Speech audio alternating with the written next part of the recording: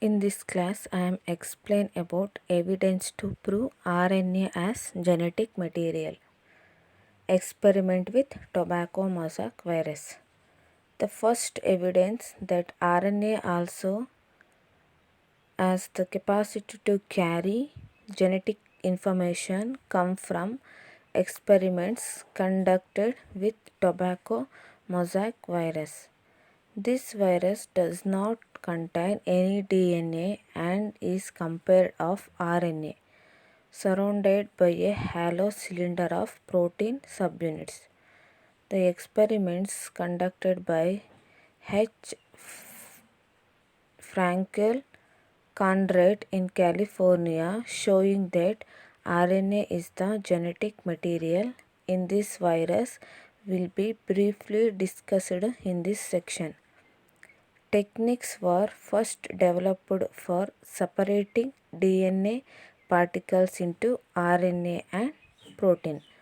First techniques for separating DNA particles into RNA and proteins. Later, by using RNA and proteins separately in tests for infectivity, it could be shown that RNA alone was able to cause infection. Such a property was not found in the protein fraction. It was also possible to synthesize chimeric virus particles using RNA from one strain and protein from another strain.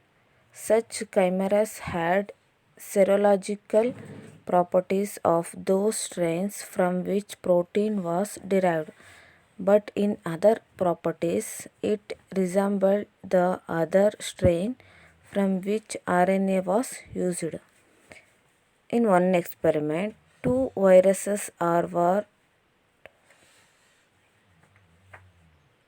tobacco mosaic virus and Halmos rib grass virus. The latter was isolated from Plantago lanceolata and therefore is also known as Plantago strain. Proteins of these two viruses differ in having different frequencies and sequences of amino acids.